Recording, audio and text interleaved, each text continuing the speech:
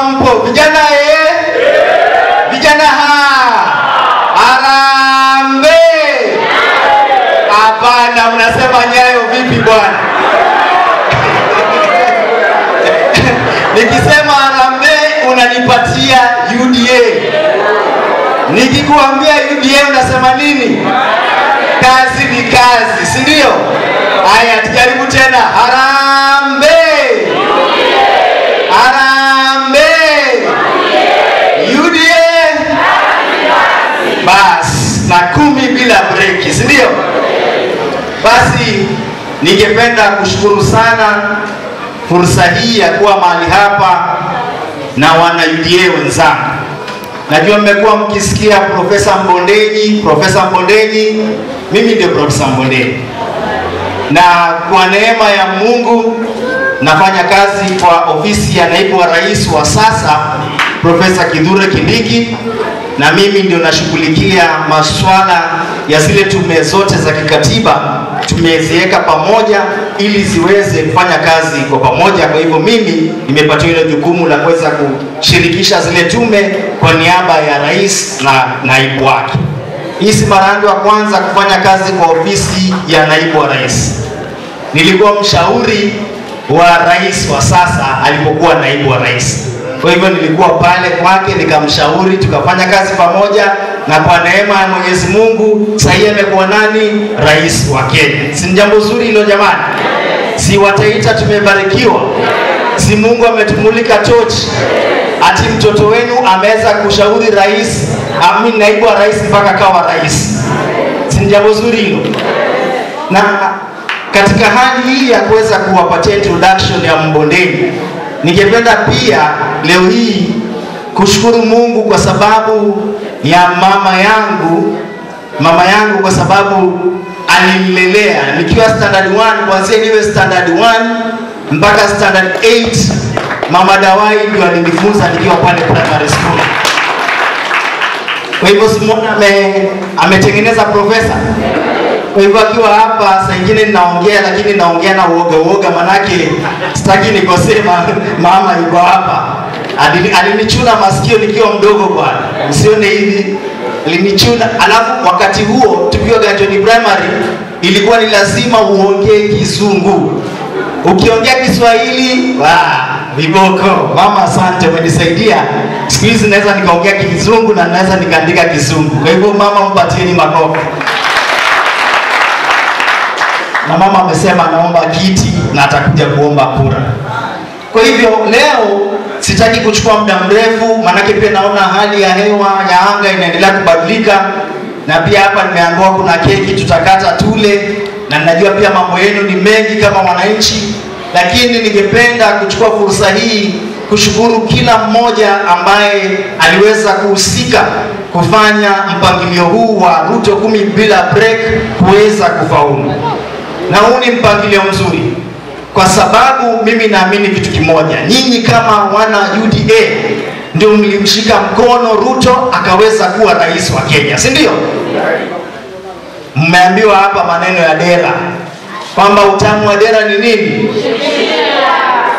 Utamu wa dera ni kufanya nini?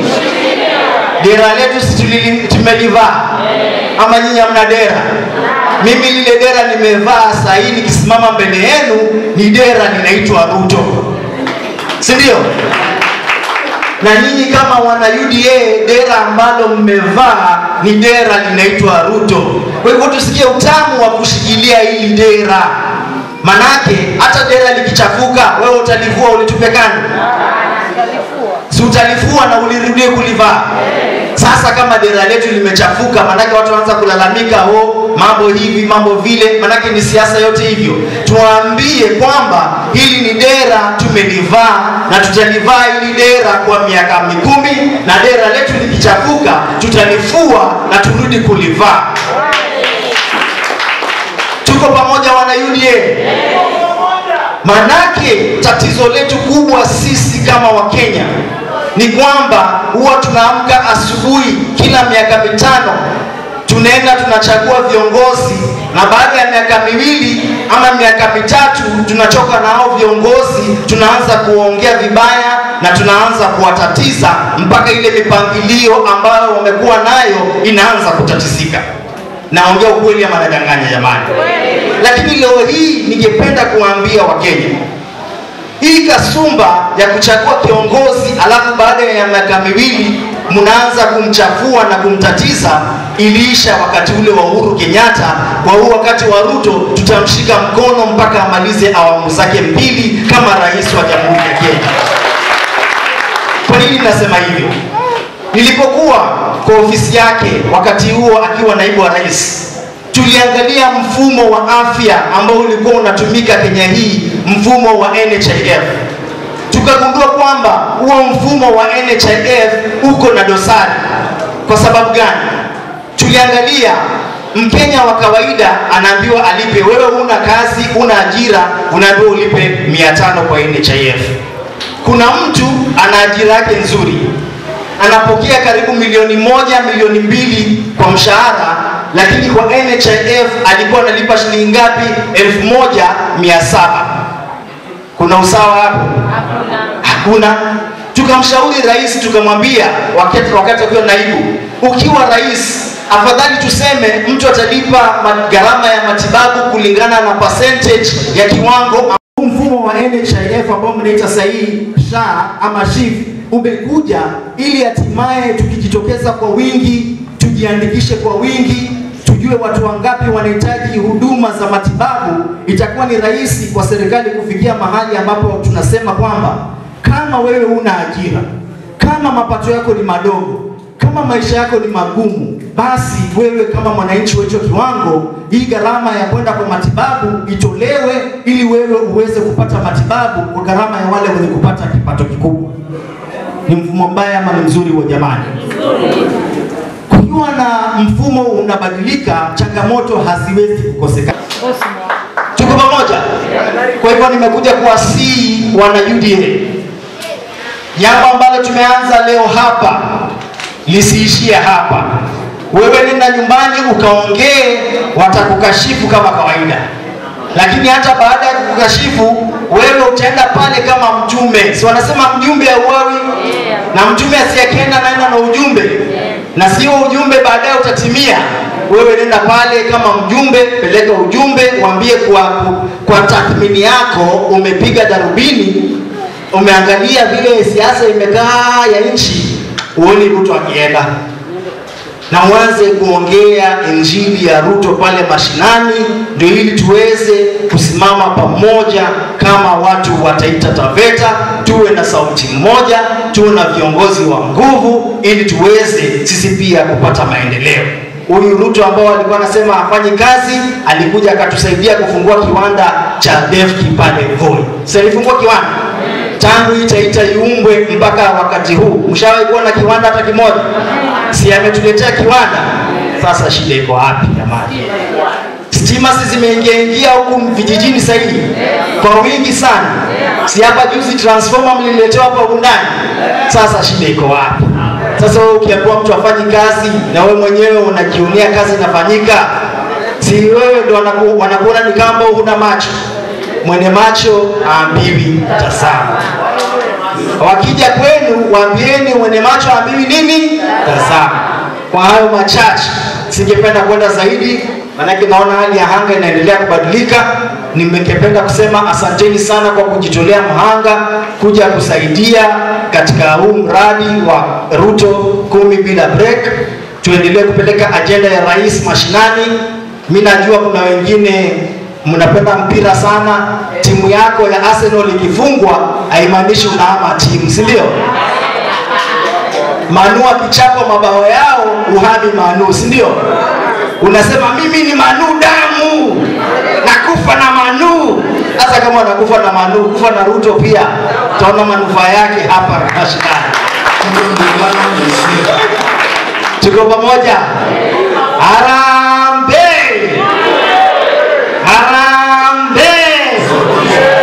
UDA! Haya, mimi nimekuja leo ndani hapa kuwatabiria tena kuambia japokuwa kuna upinzani mkubwa, kumetokea sijui kina Matiang'i, sijui kina Kalonzo, sijui kina nani, 2027 William Ruto anarudi tena kwa uongozi wa kanisa. Kumbuka huyu ni mtu aliweza kushinda rais ambaye alikuwa amekaa kwa kiti. Alishinda nani? Rais alikuwa kwa kiti. Na huyo rais alikuwa ana support candidate, very strong candidate in the name of Raila Odinga. Si ndio? Sasa kama alishinda rais, akashinda kiongozi wa upinzani na yeye hakuwa rais, sasa hii yuko ndani kama rais, ndio mtamtoa kwa kiti? Tukue serious na sisi pia bwana. Tukue nini? Serious. Tukue serious kidogo. Kwa hivyo kujipanga kumeanza saa hii. Simuona Matiang'i alianzia kwake nyumbani jana. Si aliita Wakisii akaongelesha Kikisii. Sisi wataita pia tuanze kuingia njama yetu moja, tuhakikishe kura zetu zimeingia kwa kikapu kimoja, tuweze kupata ajira kwa serikali, tuweze kupata maendeleo kwa serikali, nchi yetu iweze kusonga mbele kama wataita. Tuko pamoja? Na mtu asiwateke akili hapa kuambia kwamba Ruto atashindwa. Hiyo ni uongo, ni ndoto ya asubuhi, ndoto ya mchana. Sisi ni Wakenya daima na tutaendelea kubaki kuwa wananchi nini? Wazalendo. Wanasema naishi na tumaini, najitolea daima Kenya, hakika ya bendera ni uthabiti wangu, nyeusi ya mwananchi na nyekundu ni ya damu, kijani ni ya ardhi, nyeupe ya amani, daima